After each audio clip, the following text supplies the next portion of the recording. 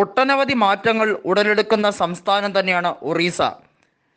വർഷങ്ങളായുള്ള BJD ഭരണം അവസാനിക്കാൻ പോകുന്നു എന്ന് തന്നെയാണ് വ്യക്തമാകുന്നത്. കഴിഞ്ഞ നിയമസഭാ തെരഞ്ഞെടുപ്പിൽ BJDക്ക് ആധിപത്യമുണ്ടായിരുന്നു എന്നതൊഴിച്ചാൽ ലോക്സഭാ തെരഞ്ഞെടുപ്പിൽ വലിയ രീതിയിലുള്ള നേട്ടമൊന്നും അവർക്ക് സമാനമായി കൊയ്യാൻ കഴിഞ്ഞില്ല. 21 ലോക്സഭാ സീറ്റുകളുള്ള ഒഡീസയിൽ 8 സീറ്റുകൾ BJPയിലേക്ക് പോയപ്പോൾ 1 സീറ്റ് കോൺഗ്രസിലേക്കും പോയി.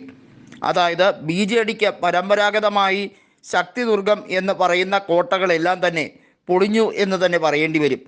ബിജു പട്നായിക്കിൻ്റെ ഇമേജ് കുറഞ്ഞു വരികയാണ്. നേരത്തെ BJPയുമായിട്ടുള്ള സഖ്യം രൂപീകരിക്കാം എന്നുള്ള രീതിയിലാണ് BJD ആലോചിച്ചതെങ്കിൽ ഇക്കുറിയും തനിച്ച് തന്നെ മത്സരിക്കാം, വരുന്നിടത്ത് വെച്ച് കാണാം എന്ന രീതിയിലാണ് ബിജു ജനതാദൾ നേതാവായ നവീൻ പട്നായിക്കും കൂട്ടരും ആലോചിച്ച് വെച്ചിരിക്കുന്നത്. എന്നാൽ പട്നായിക്കിന് കഴിഞ്ഞ തവണത്തെ പോലെ ഒരു വിജയം ആവർത്തിക്കാൻ കഴിയില്ല. ഒരുപക്ഷെ വളരെ കുറവായിരിക്കും അവരുടെ വോട്ട് ഷെയർ എന്ന രീതിയിലേക്കാണ് പോകുന്നത്.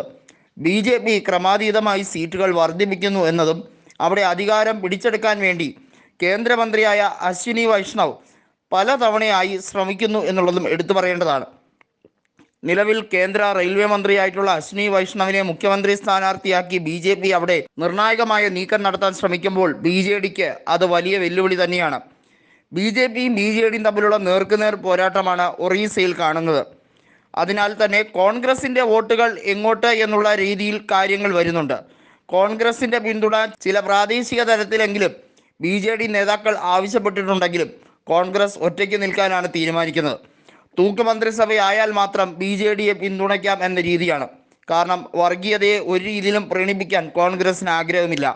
എന്നാൽ 20 കൊല്ലത്തിലേറെയായി മുഖ്യമന്ത്രിയായിരിക്കുന്ന നവീൻ പട്നായിക്കിനെതിരെയുള്ള ഭരണവിരുദ്ധത അതിശക്തമായി ഇത്തവണയുണ്ട്. മുമ്പത്തെക്കാട്ടിലും അതിഭീകരമായിട്ടുള്ള ഒരവസ്ഥയിലേക്ക് അത് മാറ്റപ്പെടുമ്പോൾ അതിൻ്റെ നേട്ടം മുഴുവൻ കൊയ്തെടുക്കാൻ BJPയാണ് ശ്രമിക്കുന്നത്. അശ്വിനി വൈഷ്ണവിന് നല്ല രീതിയിലുള്ള ബന്ധങ്ങൾ ഭുവനേശ്വറിലും അതുപോലെ തന്നെ സമാനമായി ബാലസോറിൽ ഉൾപ്പെടെ അദ്ദേഹത്തിനുണ്ട്. കഴിഞ്ഞ തവണ ബാലസോറിൽ നടന്ന തീവണ്ടി അപകടവുമായി ബന്ധപ്പെട്ട കാര്യത്തിൽ 288 പേർ കൊല്ലപ്പെട്ട സാഹചര്യമുണ്ടായി.